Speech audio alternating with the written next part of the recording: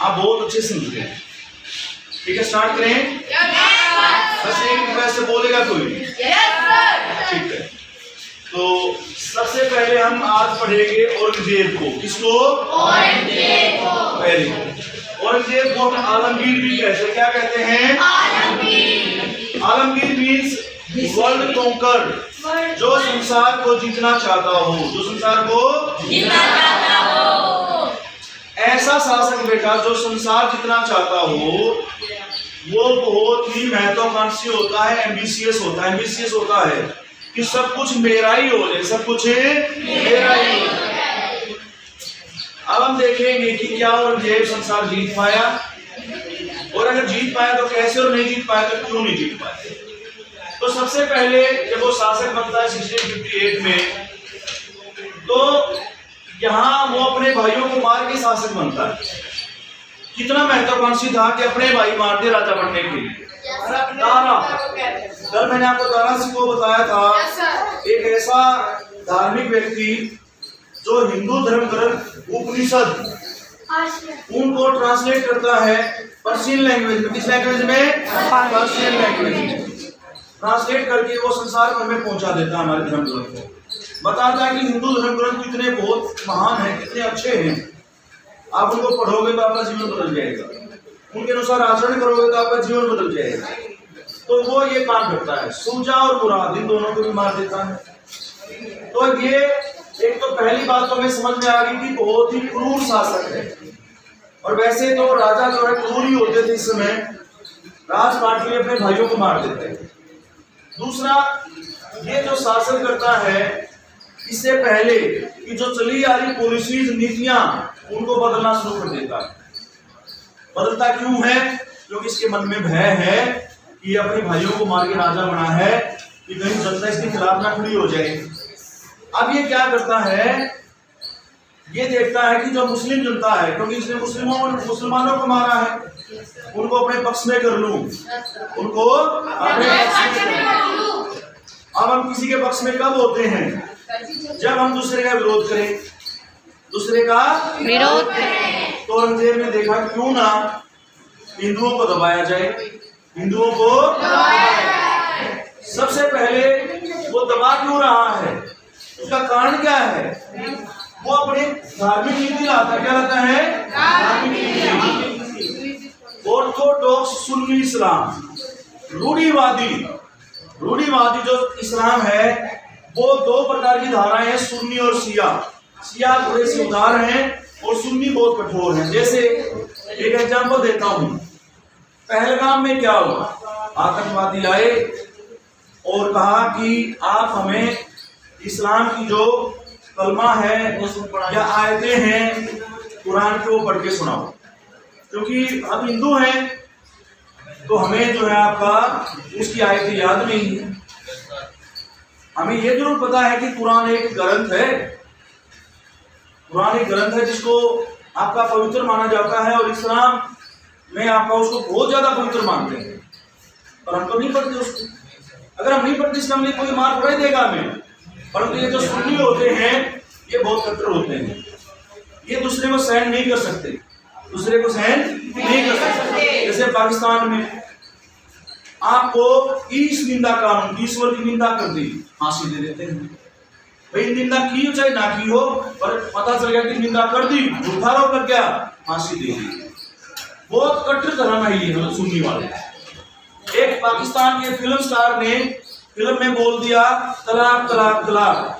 अरे फिल्म में रोल कर रहा था और रियल लाइफ में वो पति पत्नी थे। तो बाद में मौलवी पहुंच गए, सुन्नी मौलवी, कि तुम तलाक लो भाई। अरे तलाक क्यों ले?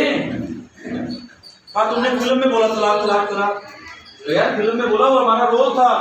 कहा नहीं, तुम रियल लाइफ में पति पत्नी हो, तुमने ऐसा बोल दिया, गलत किया है, अब तुम तलाक लो। तलाक ले लिया, जबरदस्ती तलाक दिला दिया। और जब शादी करनी हो उसी पति से शादी करनी है तलाक के बाद, तो आपको पहले किसी दूसरे गैर मर्द से शादी करनी पड़ेगी, उससे तलाक लोगे, फिर अपने वास्तविक पति से शादी करोगे। वास्तविक पति शक नहीं करेगा बाद में? बताओ, वास्तविक पति शक करेगा ना? ये तो मेरे से तलाक लेके दूसरे से शादी कर ली, और दूसरे से शादी की तो अब ये पवित्र नहीं करेगी। तो महिला का जीवन बड़ा दुर्भर हो गया। ये सुन्नी बड़े कठोर होते हैं, कट्टर होते हैं। इसने क्या किया, हिंदू मंदिरों को गिराना शुरू कर दिया, हिंदू मंदिरों को गिराना शुरू कर दिया। उसके साथ साथ हिंदू लोगों पर जो गैर मुस्लिम थे उस पर जजिया टैक्स लगा दिया। क्या लगा दिया? क्या होता जजिया? हिंदू पर लगाया जाने वाला, यानी कि धर्म के आधार पर लगा। किसके आधार पर? धर्म के आधार पर। कुछ लोग कहते हैं कि सुरक्षा के कारण भी लगाया गया, कुछ कहते हैं किसके कारण? सुरक्षा के कारण। दूसरा ये क्या करते हैं कि धार्मिक रूप से कितने पागल हो गए थे, उन्मादी हो गए थे। ये क्या करते हैं, सिखों पर अत्याचार शुरू कर देते हैं। कहते हैं गुरु तेग बहादुर को कि तुम मुस्लिम बन जाओ, ये कहते नहीं बनूंगा, फांसी दे देते हैं। क्या देते हैं? फांसी। मतलब इतने कठोर आदमी बने, राजा बन गया तो मतलब किसी को जीने नहीं दोगे, यानी सबको मुस्लिम बना के छोड़ोगे। नहीं बनना चाहता कोई मुस्लिम, अपनी मर्जी से जो जहां जाना चाहे जाए, पर जबरदस्ती नहीं। परंतु जबरदस्ती कर रहा था। फिर क्या करता है, इसके कारण, धार्मिक नीति के कारण इसके खिलाफ जाट खड़े हो जाते हैं, सिख खड़े हो जाते हैं, ठीक है ना। और भी बहुत सारे लोग जो सनातनी लोग हैं वो खड़े हो जाते हैं इसके खिलाफ और कहते हैं, सतनामी जो है आपका, सतनामी एक आपका संप्रदाय था महेंद्रगढ़ नारनौल के आसपास में, वो लोग भी खड़े हो जाते हैं। धार्मिक लोग, किसान लोग सब खड़ा होना स्टार्ट कर देते हैं, जाट खड़े हो जाते हैं और इसको जो है आपका परेशान करना शुरू कर देते हैं। अब ये क्या करता है, इसका बेटा अकबर है, इसका बेटे का नाम क्या है? अकबर। वो इसके खिलाफ विद्रोह कर देता है, वो इसके खिलाफ विद्रोह कर देता है और वो दक्षिण में भाग जाता है। इसके पीछे हाँ, औरंगजेब भी दक्षिण में भाग जाता है और जब दक्षिण में भागता है तो इसका सामना किससे होता है? मराठों से। किसे? मराठों से। और मराठे इसके ऊपर गुरिल्ला वार कर देते। कौन सा वार? गुरिल्ला वार में पता क्या होता है? दुश्मन दिखाई नहीं देता, दुश्मन दिखाई नहीं देता। पहाड़ों में छुपे रहते हैं, पेड़ों पर छुपे रहते हैं। टैंगो चार्ली मूवी देखी थी? टैंगो चार्ली ना, उसमें वो पेड़ों पर बैठे रहते हैं सारे और ऐसे आवाज करते हैं। कैसे आवाज करते हैं? मतलब उनका कोड वर्ड था, उनका कोड वर्ड था कि दिखे ना भाई, दुश्मन दिखता नहीं है बस। हाँ, कोई पानी से निकलेगा, कोई पहाड़ से निकलेगा, कोई पेड़ से गिरेगा, हाँ कोई जमीन से निकलेगा, अचानक मार जाएंगे और फिर छुप जाएंगे। तो एक वार करते हैं और इसको बहुत परेशान कर देते हैं। परंतु ये चालबाजी से बीजापुर और गोलकुंडा को जीत लेता है। बीजापुर और परंतु एक बात और होगी, क्या होगी भी, परंतु ये आ जाता दक्षिण में। कहा जाता है? दक्षिण में। दक्षिण में मतलब महाराष्ट्र में, तमिलनाडु में, कर्नाटक में। अब एक बात देखो, उस समय बैलगाड़ी चलती थी, घोड़े चलते थे, हाथी चलते थे, रेल तो नहीं चलती थी। जब दक्षिण में कोई आदमी कई हजार किलोमीटर पहुंच गया, वापस आने में टाइम लगेगा ना? लगेगा नहीं लगेगा? लगेगा जी। अब दिल्ली से चला गया थे तो दिल्ली में जो है आपका इसका शासन कमजोर पड़ गया, दिल्ली में इसका शासन कमजोर पड़ गया। दूसरे लोग ये सोचने लगे, क्यों ना मैं राजा बन जाऊं, क्यों ना मैं राजा बन जाऊं। तो ये तो दक्षिण में बैठा है और गद्दी कहाँ इसकी? दिल्ली में। तो दिल्ली से कमजोर क्रैक नहीं पड़ा, तो ये सारी जगह से कमजोर हो गया, दक्षिण से भी कमजोर हो गया, उत्तर से भी कमजोर हो गया। तो ऐसे में ये कमजोर राज्य छोड़ गया। कैसा राज्य छोड़ गया? जो आपस में लड़ रहा है, जो आपस में जिसके हजारों दुश्मन, इसके तो औरंगजेब ने क्या किया, दुश्मन बनाए दोस्त नहीं, दुश्मन बनाए दोस्त नहीं। इसके दुश्मन कौन कौन बन गए? सबसे बड़े दुश्मन बन गए इसके राजपूत और जाट। कौन बन गए? और सिख कौन बन गए? और सतनामी। और कौन बन गया? और किसान। और कौन बन गया?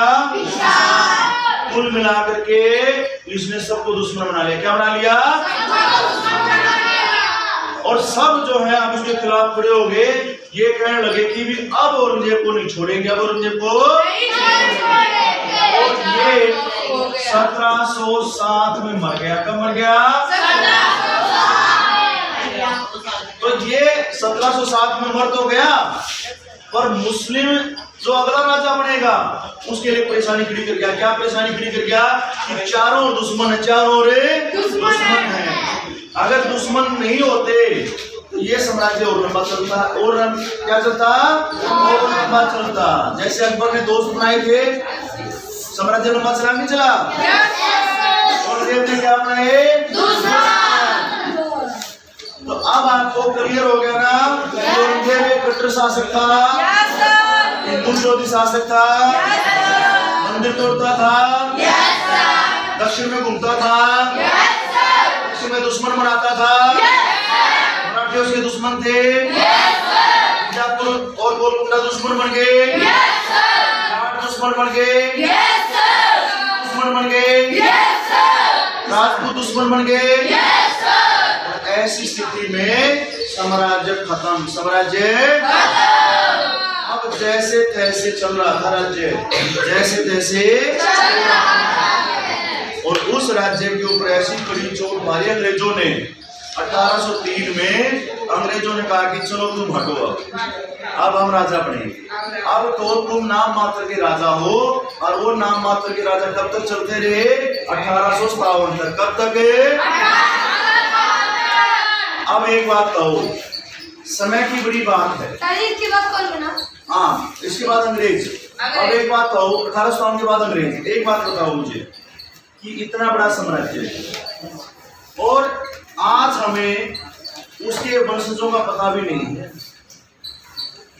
ऐसा सुनने में आया था, एक महिला कह रही थी कि मैं मुगल वंश से हूँ और मुझे खाने के लिए जो है आपका रोटी भी नहीं मिली। अब देखो कितने बड़े राजा थे, और वो कह रही अगर वो सही है तो रोटी भी नहीं मिली। तो हमें क्या नहीं करना चाहिए? घमंड नहीं करना चाहिए। क्या नहीं करना चाहिए? तो अभी तक भगवान राजा को रंग बना दे, रंग को तो समय का हेरफेर है भाई, इसलिए सबको क्या करना चाहिए? प्रेम से, ठीक है ना? तो सारे बच्चे जय हिंद बोलो, जय जय। बहुत बढ़िया, वंदे जय हिंद। शाबाश, बहुत अच्छे बच्चे भाई हमारे, ठीक है ना? भारत माता की शाबाश, ठीक है बेटा।